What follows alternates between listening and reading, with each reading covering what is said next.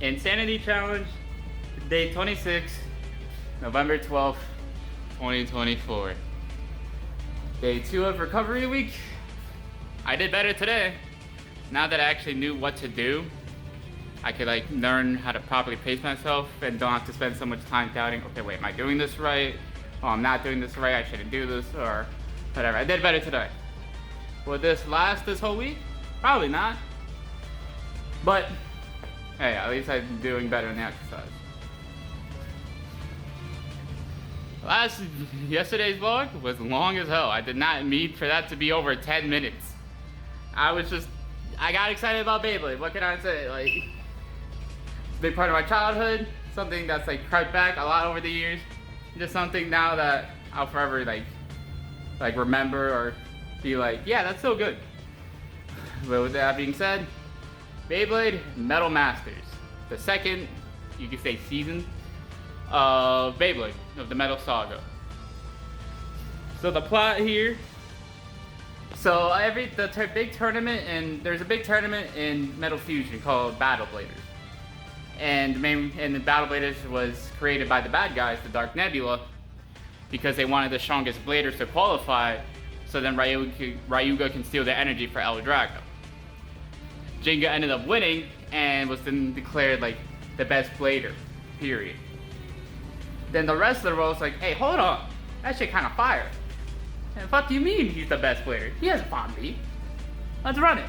So it's literally a international whole globe tournament where countries select representatives to represent, and it's just a best of 3 tournament. It's awesome.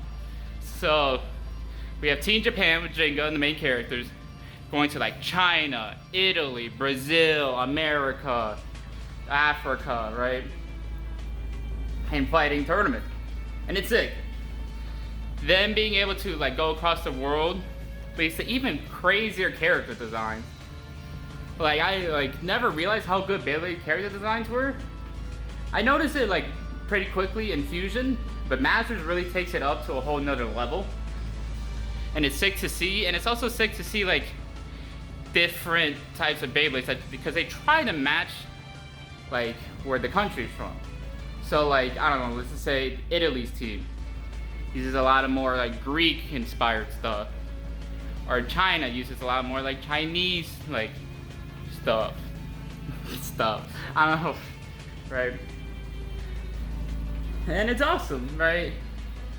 Yes, you can probably predict how a lot of the tournament goes, because kids show MC, and there's not really a losers bracket. There is at some point, but once they get further in, there's no way to come back if you lose once. So you have to just assume, okay, they're gonna win this. But the way they win is interesting. It's not always just, okay, best of 3, it's 1-1, Jenga, the main character, just clears. They do some really unique stuff, and they also, of course, new series introduce new characters like Masamune, who I've always liked as a kid, really cool. And fun fact, he was the first Beyblade I ordered from Japan or Korea. Yeah, I was that deep into Beyblade as a kid. I would buy Beyblades on eBay that weren't out in America yet. I bought 5 as a kid. It was Ray Unicorno, or Ray Striker. Yes, they introduced new characters to me, and he uses a unicorn. Rock Giraffe. Oh god, I almost losing my middle finger. Rock Giraffe or Rock Zarafa. Right. Gravity Perseus or Gravity Destroyer. I don't know why they changed it. But this Beyblade was sick because it could spin both left, counterclockwise, and clockwise, right? But in Japan or Korea, they gave its own launcher to do both, which they didn't do for the American release, so it was awesome. And then my 4th one was Basalt Herogium, or Twisted Tempo. That one I get. Why they changed the name. And then the 5th one is for the next series, Metal Fury, or Metal 4D, which is Phantom Orion. Which we'll talk about all of that when we get to Metal Fury tomorrow. But some of these Beyblade names are crazy. Some of the name changes, Basalt Herogium to Twisted Tempo. It's okay, that makes sense, because how the hell is an American 8-year-old supposed to pronounce that? by changing Gravity Perseus to Destroyer. Kind of weird. I could get why they changed Ray Unicorno to Ray Striker, because like, oh, boys wouldn't like unicorns, we gotta name it Striker. I don't know. Then Giraffe to Zarafa is probably more marketability. It's like, kids might be like, oh, it's just a dumb giraffe. But Zarafa? But yeah, this season has some of the craziest like walkouts or pull-up games. Like the OST I was mentioning, I'll just play the clip. The clip of they're like one of the craziest pull-up games in Beyblade with the crazy OST right now.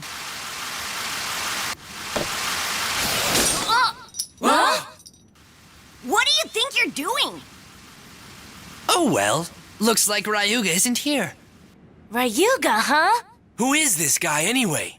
Oh now, you're Tsubasa and you of Team Gangan Galaxy, if I'm not mistaken. Excuse me, but we're in the middle of a Bay test, so stay out of the way, why don't ya? You mentioned Ryuga. Who are you, huh? I am from Team Starbreaker. I am Damien. Starbreaker? The American team? I guess you guys will do. Help me out with my test too, won't ya? It's just been completed. This is Hades Kerbex. What now?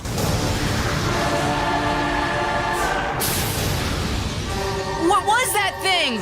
Isn't that where Tsubasa and the others are? That's Hades Kerbex. Damien, so he's here already. Huh, that's enough! We'll finish this in the final battle! Remember this well, Masamune. I will defeat you and become #1! Mark my words! Zio! Masamune, I'm going on ahead! Wait! Zio! Is everyone all right? You, wake up! Tsubasa! Tsubasa! You! Tsubasa, answer me! Tsubasa! You! Tsubasa!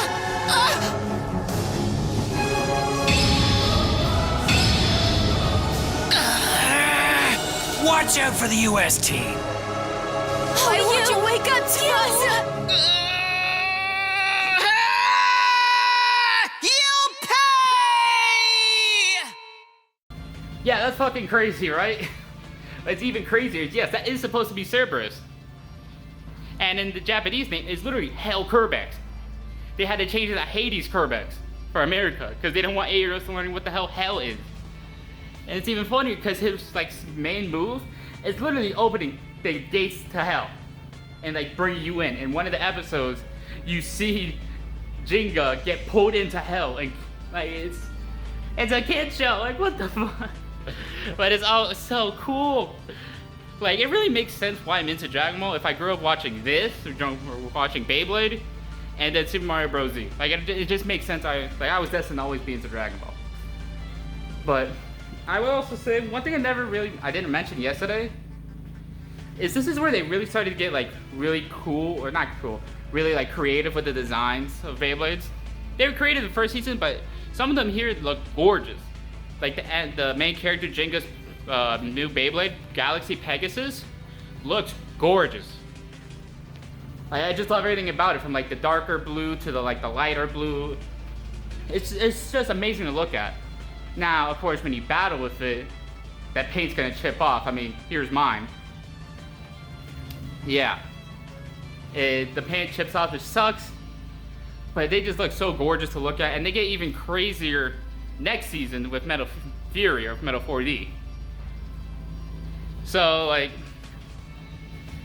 I think this is my favorite season, just because I love the tournament arc, and the way, also some of the new character developments they give, like Tsubasa goes through a really like kind of fascinating character arc in the season, and actually gives some character more of depth, because in Metal Fusion he didn't really have too much depth, but now they do. But then also starts another issue of characters that already had their character arc kind of completed in the previous season get sidelined here, like you, because he went through his own character arc in Metal Fusion, so then now he's kind of just relegated to sideline stuff, which kind of sucks.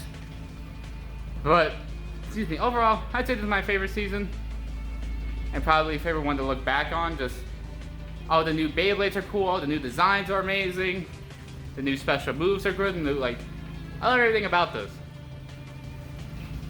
So, and again, it's another 52 episode season.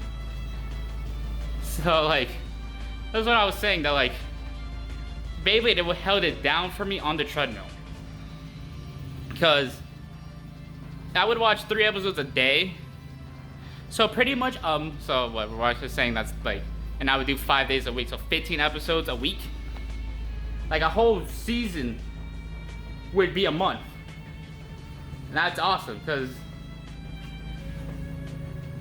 I need things to watch. I can't just jog on the treadmill for an hour. Like, it was awesome. I can't believe I was saying I'm sorry for the last vlog being like 10 minutes and a minute, and now this one's 9 minutes. Is this why white guys start your podcast? Because they can fucking talk? Ah, fuck. But yeah. Beyblade's awesome. Tomorrow we're gonna start Metal Fury, which, fun fact, I didn't watch as a kid. This was my first time watching this. I'll get more into it tomorrow. But you're gonna have to wait till tomorrow. Why am I trying to do a cliff? Anyways, see you tomorrow.